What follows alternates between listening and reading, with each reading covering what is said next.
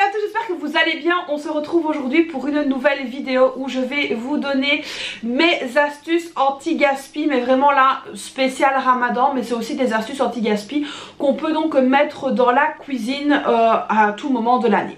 Alors ce qu'il faut donc savoir, c'est que là nous sommes en période de Ramadan, donc cette année, pour si vous ne me suivez pas et que vous me suivez que très ponctuellement, cette année je ne fais pas le Ramadan parce que je suis enceinte là et bien enceinte, et donc du coup bah, c'était vraiment déconseillé vu que j'ai un petit problème de fer, il faut que je prenne du fer en cachet tous les jours, et donc du coup mon médecin traitant ne voulait pas du tout que je fasse le Ramadan, et pareil la gynécologue ne voulait pas que je fasse le Ramadan, donc du coup je ne l'ai pas fait cette année. En plus de cela, bébé me fait boire énormément et donc du coup ça aurait été très très difficile pour moi. Alors mes filles et mon mari le font, enfin, mon mari le fait, mes filles l'ont fait la première semaine parce que c'était les vacances, mais là avec la reprise des sports de l'école etc, elles ont donc arrêté, mais elles ont très très bien tenu, elles ont fait une dizaine de jours je pense, et ça s'est vraiment super bien passé. Alors c'est vrai que je vois quand même pas mal de polémiques sur les réseaux sociaux où il y a des gens qui disent bah oui c'est un mois de privation, on ne doit pas cuisiner plus machin etc. Mais c'est vrai qu'il n'y a rien à faire chez beaucoup de personnes, chez la majorité, enfin il y en a très peu qui se contentent de boire une soupe et de manger un morceau de pain, ça pendant 30 jours c'est pas possible, on a tous envie d'un plat, on a tous envie de plein de choses différentes, et donc du coup c'est vrai qu'on est parfois amené à cuisiner beaucoup plus. Alors quand on est amené à cuisiner plus, on est aussi amené parfois à gaspiller. Donc du coup c'est vrai que le mois de Ramadan, chez nous qui est un mois quand même très sacré, on essaye quand même de faire des économies, de ne pas gaspiller etc. Donc moi je vais pas rentrer dans la polémique de qu'est-ce que je fais pour mon prochain machin etc. Je l'ai déjà dit en vidéo, je l'ai déjà dit dans des commentaires. C'est vrai que moi le budget course a tendance à augmenter. Alors il y en a aussi qui vont me dire mais non comment ça se fait que ça augmente, alors que parce qu'on achète des choses qu'on n'achète pas toujours en temps normal. Par exemple, on va sur le mois de Ramadan consommer beaucoup plus de dattes que d'habitude. Donc ça les dattes, moi j'ai pas l'habitude d'en manger autant par jour, sauf pendant le Ramadan. Donc forcément ça c'est une dépense supplémentaire. Donc on va pas rentrer comme je dis dans cette polémique. Maintenant ce qu'il y a aussi c'est que moi j'ai l'habitude de toujours cuisiner des plats en plus qu'on distribue pour les gens qui en ont besoin, mais ça je veux dire c'est du domaine privé, j'aime pas de déballer tout ça. Ça franchement c'est quelque chose qu'on fait avec mon mari, comme tout ce qui est zakat, sadaka etc. Ça on fait aussi, donc c'est des donations d'argent, ça on fait aussi, mais j'ai pas besoin d'exposer ça sur les réseaux, ça n'a pas sa place pour moi. Donc la base je vais dire du Ramadan, alors oui on ne mange pas et on ne boit pas, mais il n'y a pas que ça, on est bien d'accord. Il y a aussi les prières qui sont très importantes, et évidemment si on ne fait pas sa prière et qu'on fait Ramadan, ça n'a pas vraiment de sens, pour moi en tout cas c'est mon avis. Il y a aussi le fait de lire le Coran, donc chaque Ramadan on essaye de lire le Coran. Alors j'y suis déjà arrivée plusieurs fois à le lire entièrement pendant un mois. Là c'est vrai que cette année j'ai vraiment du mal parce que comme je suis très fatiguée, quand je commence à lire etc, pouf je pique du nez, donc c'est compliqué, mais j'essaye de m'y tenir. Donc j'ai déjà lu quand même une bonne moitié, donc ça c'est déjà bien. Mon mari lui aussi lit son Coran évidemment, donc il y a quand même beaucoup de choses à faire au niveau de notre foi. Donc évidemment c'est un mois, oui on se prive de manger et de boire, mais comme je dis il n'y a pas que ça, il y a aussi la foi qui rentre en compte, et l'un ne va pas sans l'autre, c'est mon avis. Donc voilà un petit peu pour recontextualiser cette ambiance ramadanesque, je vais dire ça comme ça. Alors nous c'est vrai que pendant le Ramadan il y a toute une ambiance parce que on regarde les séries spéciales de Ramadan. Donc ce qu'il faut savoir c'est que à la télé tunisienne, marocaine, algérienne etc, il y a les séries spéciales Ramadan. Donc ce sont des séries télévisées qui se passent pendant le mois de Ramadan, et c'est vrai qu'on les regarde chaque année. Donc là ici on en regarde deux, trois même, et alors il y en a une qu'on suit un petit peu parce qu'il y en a deux qui sont en même temps, donc on essaye de suivre l'une et l'autre. Donc ça moi j'ai un peu de mal au niveau de la langue à passer de l'une à l'autre, hein, bon, mais ce que j'ai pas réussi à capter je le regarde après sur internet, et donc ça fait bouffe, donc c'est très bien. Donc c'est vrai que c'est un mois où on va dormir plus tard, on se lève plus tôt parce qu'on se lève pour manger, enfin voilà il y a vraiment toute une ambiance. Donc moi j'essaye toujours de faire des choses pour mes filles et pour mon mari pour le matin, même si là j'avoue que j'ai vraiment du mal à me lever. Donc j'essaye de leur faire des pancakes, je leur fais une espèce de smoothie, enfin c'est un jus smoothie en fait, c'est des bananes, des dattes, des amandes, des flocons d'avoine, du lait, enfin voilà je leur mélange ça, ils adorent ça. autant mon mari que mes filles. J'essaye de faire des pancakes, je fais des crêpes, ma fille l'autre fois a fait des gaufres, enfin voilà, on essaye vraiment de varier un petit peu pour le matin. Et c'est des choses que là, par exemple, on mange directement, comme ça je n'ai pas de gaspillage. Donc voilà un petit peu pour contextualiser le bazar. Et maintenant, ça y est, je vais vous donner donc mes astuces anti-gaspi. Donc j'en ai répertorié 6, vraiment que ça je mets en avant. Et comme je l'ai dit en début de vidéo, ça peut être des astuces que vous pouvez utiliser, je vais dire, au quotidien. C'est vraiment des astuces que tout le monde connaît et parfois font ou parfois peut-être oublient. Alors la première astuce, c'est que j'achète, je portionne, je congèle. C'est-à-dire, par exemple, pour la soupe de Ramadan, donc on a une soupe, donc c'est la shorba tunisienne, qu'on décline de plusieurs manières différentes. Moi je fais la shorba, alors je fais avec, c'est, comment ça s'appelle, c'est les langues d'oiseaux.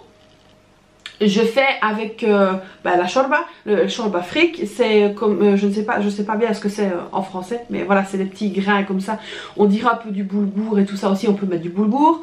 On peut mettre quoi d'autre, on peut mettre des vermicelles, on peut mettre vraiment plein de choses. Alors on peut la faire à la tomate et on peut la faire zara, on peut la faire blanche. Donc nous en général c'est que je la fais rouge, donc la shorba normale, avec, ça dépend un petit peu des jours, parfois je mets les langues d'oiseaux, parfois je mets le fric, parfois je mets le boulgour, ça dépend vraiment un petit peu de nos envies de ce moment là.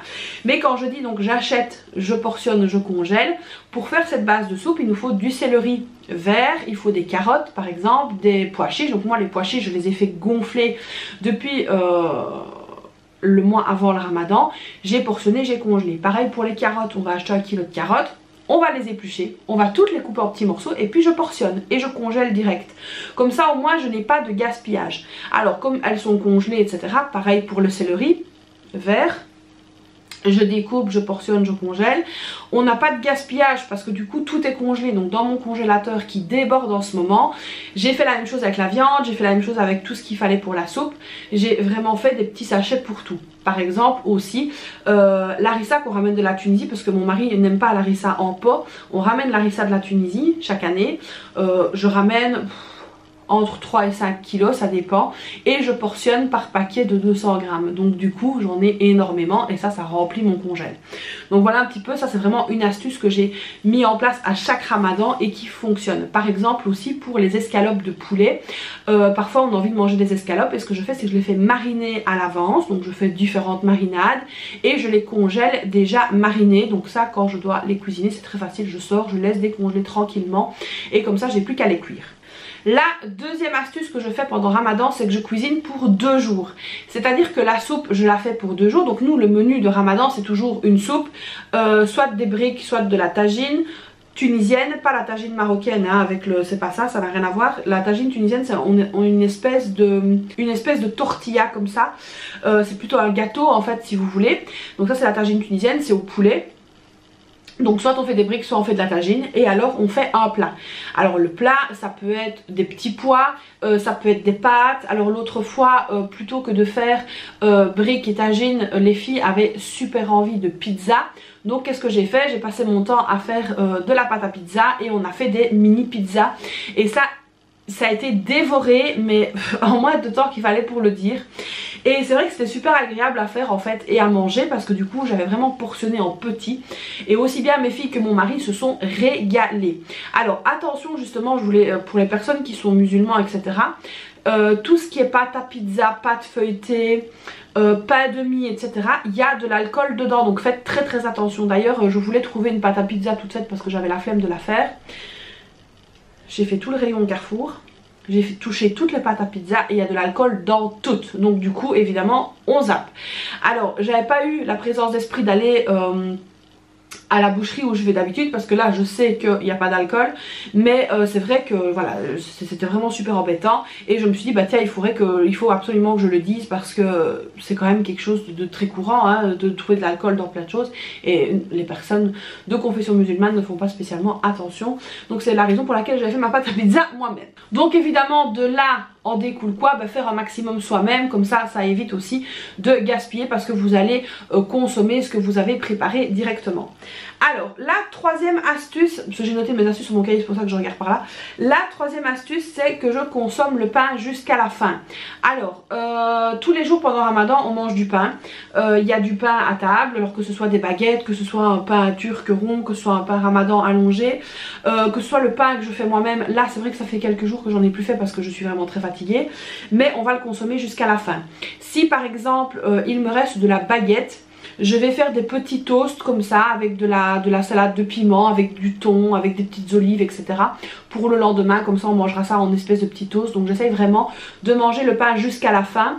Je fais aussi également du pain perdu quand c'est possible, comme ça on ne gaspille pas de pain, on l'utilise vraiment jusqu'au bout. Alors ce qu'il faut savoir, c'est que jeter du pain dans l'islam c'est un péché. Et donc du coup on essaye vraiment de limiter le gaspillage de pain. La quatrième chose, c'est que je vais raccommoder, je sais pas si c'est comme ça qu'on dit, les restes. Alors qu'est-ce que j'entends par là? Ben voilà, l'autre fois mon mari avait envie de poisson et moi j'avais envie de dorade aussi, donc il a acheté une toute grosse dorade. D'ailleurs je crois que je vous en ai parlé dans la vidéo de dimanche, c'était la dorade, elle faisait 1,2 kg, le truc il était énorme, il sortait du plat, la tête, la queue, enfin énorme le truc.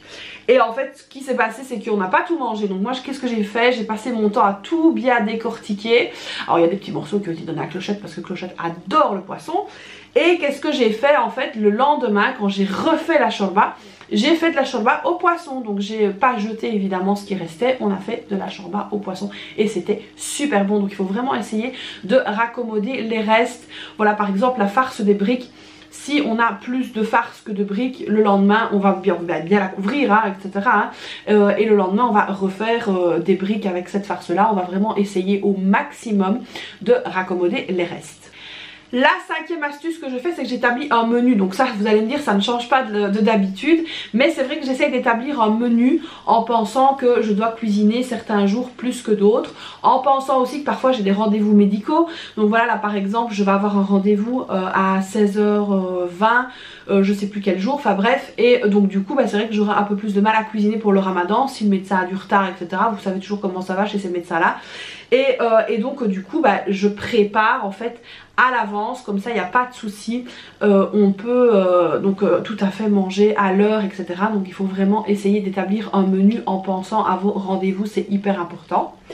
La sixième et dernière astuce, c'est de planifier ses envies. Alors il suffit pas de vous lever un matin et de vous dire oh bah tiens ce soir j'ai envie de manger ça ou ça. Non, il faut planifier. Donc nous on sait que on a tendance avec mon mari, surtout pendant Ramadan, à avoir envie de manger de la pâtisserie.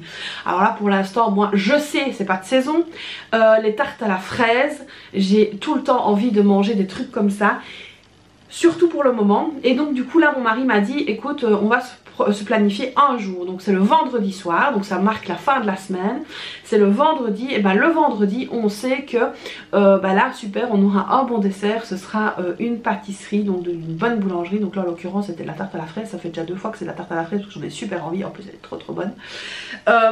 Par exemple le glacier a réouvert aussi, donc là aussi on va pas y aller tous les jours, hein. On se met un jour sur la semaine où on sait que ce soir là, hop, mon mari quand on a mangé démarre et va nous chercher une bonne coupe de glace.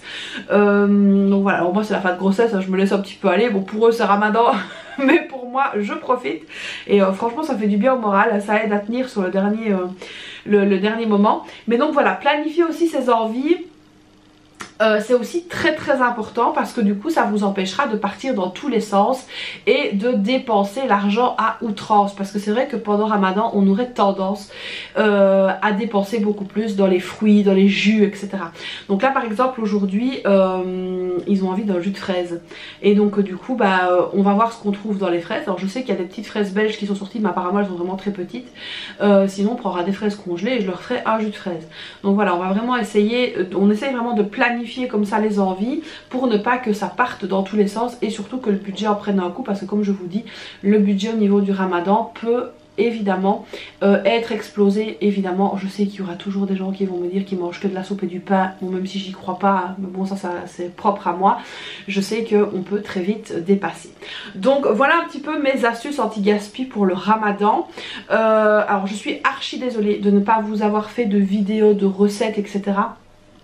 Mais comme je vous dis, c'est très compliqué pour moi de filmer autre que assise ici. Donc filmer une recette, etc. Déjà en plus je dois cuisiner assise, donc je vous dis pas, mes filles elles rigolent.